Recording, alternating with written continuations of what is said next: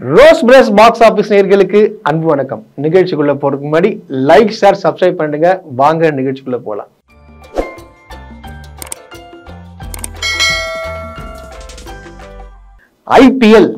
ஐபிஎல்னாலே வந்து எங்க இருந்து உற்சாகம் வருது அப்படின்னு சொல்லிட்டு நமக்கு தெரியவே தெரியாதுங்க. அது ஒரு பயங்கரமான ஒரு இது என்னன்னா, என் டீம் தான் ஜெயிக்கணும் அப்படின்னு சொல்லிட்டு அவன் வந்து சோசியல் மீடியா சண்டை போட்டுப்பான். அதெல்லாம் பாக்குறதுக்கே வந்து ஒரு ஃபன்னா என்டர்டைன்மெண்டாவே இருக்கும். ஏன்னா ஒரு மேட்ச் நம்ம பார்க்கும் போது சரி உங்களுக்கு போர் அடிக்காது. ஸோ அந்த அளவுக்கு வந்து ஐபிஎல் வந்து கொண்டு வந்துட்டாங்கன்னு வச்சுங்களேன். ஸோ வந்து இப்போ ஐபிஎல் வந்து 22 தொடங்க போகுது. ஃபர்ஸ்ட் மேட்ச் பார்த்தீங்கன்னா KKR வெர்சஸ் RCB இந்த மேட்ச் நடக்க போகுது. இரண்டாவது மேட்ச் பார்த்தீங்கன்னா சென்னை வெர்சஸ் மும்பை. சென்னை வெர்சஸ் மும்பைனாலே ஹைலி எக்ஸ்பெக்டேஷன் ஜாஸ்தியா இருப்பாங்க. எப்படி வந்து சென்னை வெர்சஸ் RCB இருக்குமோ அதே போல பார்த்தோம் சென்னை வெர்சஸ் மும்பை. இந்த இரண்டு மேட்சுக்கு மட்டும் தான் பாத்தீங்கன்னா பயங்கரமான எக்ஸ்பெக்டேஷன் வந்து பயங்கரமா கிரியேட் ஆகும். இதுதான் உண்மை ஃபேக்ட். இப்ப பாத்தீங்கன்னா சென்னையில வந்து ஒரு முக்கியமான ஒரு பிளேயர் வந்து உள்ள வந்துட்டாருன்றது உங்களுக்கு எல்லாருக்குமே தெரியும். அஸ்வின் அவர்கள் இருக்காங்க. அஸ்வின் பாத்தீங்கன்னா உங்களுக்கு பயங்கர எக்ஸ்பீரியன்ஸான பிளேயரு. அப்புறம் பாத்தீங்கன்னா உங்களுக்கு வந்து அந்த கிரவுண்டை பத்தி இன்ச் பை இன்ச் தெரிஞ்சவர் அவரு. பிளஸ் வந்து நம்ம அந்த டீம்ல ஒருத்தர் இருக்காரு, அவரு இருந்தாலே போதும் முடிஞ்சு, அவர் சும்மா நின்றாலே வந்து மேட்ரு முடிச்சுட்டு வச்சுங்களேன். ஏன்னா அது நான் சொல்லவே வேண்டாம், யாருன்னா நம்ம தலை தோனி. அவர் சும்மா கீப்பிங்ல இருந்து ஒரு கண் அசைவிலே எல்லாம் மாறும். அதை நீங்க பாப்பீங்க. அப்படி இப்படி கை சுத்தினா அப்படியே சுத்து போவோம், எல்லாம் பிளேயர் எல்லாம் மாறுவாங்க. இல்ல இப்படி பண்ணாருன்னா இப்படியே வருவாங்க. இல்ல அப்படி இந்த பக்கம் வாங்கினா அப்படியே எல்லாம் வருவாங்க. ஸோ அவர் கை அசைவை தான் பார்ப்பாங்க. கேப்டன் வந்து ருத்ராஜ் வேணா இருக்கலாம், ஆனா அங்க ஃபுல் அண்ட் ஃபுல் மெயின்டைன் பண்றது யாருன்னு பார்த்தோன்னா மகேந்திர சிங் தோனி மட்டும்தான். இந்த தோனியை வந்து வரவேற்கிறதுக்கு பாத்தீங்கன்னா போன வாட்டிலாம் பார்த்தா பாஷா பாட்டு போட்டாங்க, ஏதோ பாட்டுலாம் போட்டாங்க. இந்த லப்பர் பந்து படம் உங்களுக்கு எல்லாருமே தெரியும். அந்த படம் வந்து பாத்தீங்கன்னா நீ பொட்டு வச்ச தங்க கூடும் அந்த பாட்டு ஒண்ணு வரும். அதுல பாத்தீங்கன்னா உங்களுக்கு அந்த தினேஷ் அவர்கள் நடந்து வர இதெல்லாம் பாத்தீங்கன்னா உங்களுக்கு பயங்கர பிரமிப்பா இருக்கும். அப்பவே வந்து முடிவு பண்ணிட்டாங்க, ஐயோ இந்த பாட்டுக்கு தலை கண்டிப்பா வந்தே ஆகணும், தலை தோனி வந்தே ஆகணும்னு சொல்லிட்டு அப்பவே முடிவு பண்ணியாச்சு. ஸோ வந்து கண்டிப்பா வந்து தோனி என்டர் ஆகும் போது இந்த பாட்டு 100% இருக்க போகுது. அதே போல பாத்தீங்கன்னா மும்பையும் சாதாரண டீமே கிடையாது. நீங்க எடுத்து வச்சீங்க கணக்கு வச்சீங்கன்னா கிட்டத்தட்ட வந்து 37 மேட்ச் ஆடி இருக்கிறாங்க. இந்த 37 மேட்ச்ல பாத்தீங்கன்னா சென்னை பாத்தீங்கன்னா 17 மேட்ச் வச்சுக்கிறாங்க, மும்பை இந்தியன்ஸ் 20 மேட்ச் வச்சுக்கிறாங்க. அதாவது 3 மேட்ச் எக்ஸ்ட்ரா.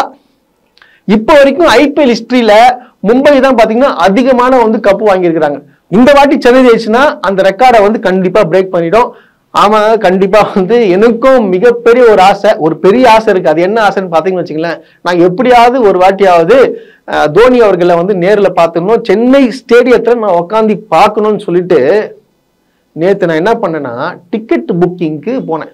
அதாவது போட்டிருந்தாங்க 10-15க்கு கண்டிப்பா வந்து டிக்கெட் புக்கிங் ஓப்பன் ஆயிடும்னு சொல்லிட்டாங்க. சென்னை சூப்பர் கிங் சைட் இருக்கு, அப்புறம் பார்த்தா டிஸ்ட்ரிக்ட் ஆப்னு ஒன்று இருக்கு. சரின்னு சொல்லிட்டு நான் என்ன பண்ணேன், சென்னை சூப்பர் கிங் சைட்டும் அப்புறம் பார்த்தீங்கன்னா டிஸ்ட்ரிக்ட் ஆப்னு ஒரு ஆப் இருக்கு, அந்த ஆப்பை டவுன்லோட் பண்ணி கரெக்டா நான் எத்தனை மணிக்கு ஓப்பன் பண்ணி வச்சேன்னு பார்த்தீங்கன்னா 7:30 மணிக்கெல்லாம் ஓப்பன் பண்ணி வச்சிட்டேன். அதாவது 2.5 மணி நேரம் அப்படியே வச்சுட்டு நான் எங்கேயும் நவரில் அப்படியே தான் பார்த்துனே தான் இருக்கிறேன். எப்போ வேணா ஓப்பன் பண்ணிருவாங்க, திடீர்னு வந்து க்ளோஸ் ஆயிடும். சரி, அதனால வந்து 2:30 மணிக்கு என்ன போச்சு, நான் எப்படியாச்சும் ஒரு வாட்டி பார்த்துடணும் அந்த ஆசையில வந்து நான் ஓப்பன் பண்ணி வச்சிட்டேன். இந்த வாட்டி நம்ம கன்ஃபார்மா வாங்கிடுவோம் அப்படின்னு சொல்லிட்டு முடிவு பண்ணியாச்சு. பார்த்தா 10 மணி ஆச்சு, 10:15 ஆச்சு. 10:15க்கு நான் ஓப்பன் பண்ணி உள்ள போறேன். கியூ பார்த்தீங்கன்னு வச்சுங்களேன் 28,000 காட்டுது. 28,000 காட்டுது. 28,000 பேர் எப்படி முன்னாடி வந்தாங்க? ஓ சரிடா, விடவே கூடாதுன்னு சொல்லிட்டு என்ன பண்ணிட்டேன், அப்படியே அங்கே நின்ட்டேன். ஏன்னா சைட்டை விட்டு நீங்க வெளியே போயிட்டீங்கன்னு வச்சுங்களேன் திருப்பி வந்து 1 லட்சம் காட்டும், 1 லட்சம் கியூ காட்டும். சரின்னு சொல்லிட்டு உள்ளே உட்காந்துட்டேன். சரி, எப்படி இருந்தாலும் 38,000 சீட் இருக்கு சென்னை கெப்பாசிட்டியில. சரி, எப்படி இருந்தாலும் கண்டிப்பா 10,000 பேர் நம்மளுக்கு சீட்டு கன்ஃபார்ம்டா அப்படின்னு சொல்லிட்டு ரெடியா இருந்தேன். நானும் வெயிட் பண்றேன். கியூ நவுறவே இல்லை, அப்படியேதான் இருக்கு. 1-2 மட்டும் நவுறுது. நானும் பாக்குறேன் 10-25 ஆயிடுச்சு. சரி, நான் என்ன பண்றேன்னு சொல்லிட்டு ஒரு க்ளோஸ் ஆயிடுச்சான்னு சொல்லிட்டு அமைதியா வெயிட் பண்ணி திருப்பி உள்ள பாக்குறேன், டிக்கெட் க்ளோஸ்ட்னு வந்துருச்சு. இது என்ன அநியாயமா இருக்கு? 7:30 மணில இருந்து நான் 10:30 மணி வரைக்கும் உட்கார்ந்துட்டு இருக்கேன். கியூ நவர்ல டிக்கெட் க்ளோஸ்ட்னு காட்டுது. நான் கேட்கறேன் 38,000 சீட் இருக்குங்க, நான் வந்து 28,000 பேர்ல நான் நிக்கிறேன். எனக்கு டிக்கெட் கிடைக்குமா கிடைக்கூடாது? கண்டிப்பா கிடைக்கும்ல. ஆனா கிடைக்கல. இதேதான் என் ஃப்ரெண்டுங்களையும் விட்டு நான் பண்ண சொன்னேன், அவங்களும் பண்ணாங்க, அவங்களும் கிடைக்கல. இது ஏன் இவ்வளவு ஒரு ஸ்கேம்? அப்போ சாதாரண ஆளுங்களாம் வந்து பார்க்கவே கூடாதா? இது என்ன ஒண்ணு கொடுமையா இருக்கே. இதுதான் அநியாயம். எத்தனையோ பேர் எங்கெங்க வந்து பிளாக்ல வாங்கி வந்து பாக்குறாங்க. 1700 ரூபாய் டிக்கெட்டை 10,000 ரூபாய்க்கு வாங்கி பாக்குறான். எதனால? எப்படியாச்சும் நான் வந்து எனக்கு பிடிச்ச பிளேயரை நான் பாத்துக்கணும்னு சொல்லிட்டு ஊர்ல இருந்துலாம் இங்க வரானுங்க. அப்ப அவங்களாம் வந்து 10,000 ரூபாய்க்கு தான் பாக்கணும். 1,500 ரூபாய் டிக்கெட்ல அவங்களுக்கு கிடைக்காதா? இது பக்காவான ஸ்கேம் நடக்குது. ஐபிஎல் வச்சு நிறைய பேர் லட்சமா சம்பாதிக்கிறாங்க. இதான் உண்மை. இது யார் கண்ட்ரோல்ல இருக்குன்னு பாத்தீங்கன்னா பிசிசிஐ கண்ட்ரோல்ல இருக்கு. அமித்ஷாவோட பையன் தான் வந்து எல்லாம் பாத்துட்டு இருக்காரு. எல்லாரும் என்ன சொல்றாங்க? இல்ல இது வந்து சென்னை ஸ்டேடியத்தில் நடக்குது, அதனால வந்து உதயநிதி ஸ்டாலின் தான் அது கண்ட்ரோல்ல இருக்குதுன்றாங்க. இது எப்படி உதயநிதி ஸ்டாலின் கண்ட்ரோல்ல வரும்? கிரவுண்டு தமிழ்நாட்டில் இருக்கு, அதுக்காக எப்படி அவர் கண்ட்ரோல்ல வரும்? யார் நடத்துறா? ஐபிஎல் யார் நடத்துறா? ஆனா யாருமே சிந்திக்க மாட்டாங்க. ஆனா இது வந்து ரோஸ்ட் சார்பா வந்து உதயநிதி ஸ்டாலின் அவர்களுக்கு வந்து நான் வந்து கோரிக்கை வச்சுக்கிறேன். தயவு செய்து வந்து இது விஷயமா வந்து என்னன்னு சொல்லிட்டு பாருங்க. இது யாரு ஏமாத்துறாங்கன்னு சொல்லிட்டு நமக்கு தெரியல. கண்டிப்பா வந்து மேலிடம் தான் இதை அவர் பார்த்து கண்டிப்பா நடவடிக்கை எடுக்கணும். அதே போல பாத்தீங்கன்னா லைன்ல நிக்க வைப்பாங்க. அதாவது மேட்ச் தொடங்குறதுக்கு முன்னாடி பாத்தீங்கன்னா ஒரு 100 டிக்கெட் போல நிக்க வச்சிருவாங்க. அது 100 பேருக்கு பாத்தீங்கன்னா 10,000 பேர் வருவான் டிக்கெட் வாங்குறதுக்கு. டிக்கெட் வாங்குறதுக்கு என்ன பண்ணுவான்? முந்தானே, அதாவது மேட்ச் நடக்குதுன்னா அதுக்கு முன்னாடி நைட்டு தங்கிட்டு வந்து அவனுக்கும் டிக்கெட் கிடைக்காது. ஆனா என்ன பண்றாங்க தெரியுமா? பணம் படைத்தவர்கள் என்ன பண்ணுவாங்க? பக்கத்துல இருக்கிற பெண்கள் அவங்க எல்லாம் கூப்பிட்டு நிக்க வச்சு எல்லாருக்கும் 2,000 ரூபாய் கொடுத்துட்டு ஆளுக்கு 2 டிக்கெட் எடுங்க அப்படின்னு சொல்லிட்டு வாங்கிட்டு என்ன பண்ணா இவனுங்க வந்து 10,000 ரூபாய் 20,000 ரூபாய் வந்து பிளாக்ல விற்கிறது. சோ இந்த மாதிரி ஸ்கேம் வந்து நடக்குது. வாங்குறவங்க எல்லாம் பார்த்தோம்னா அவங்க வாங்கி பார்க்க மாட்டாங்க.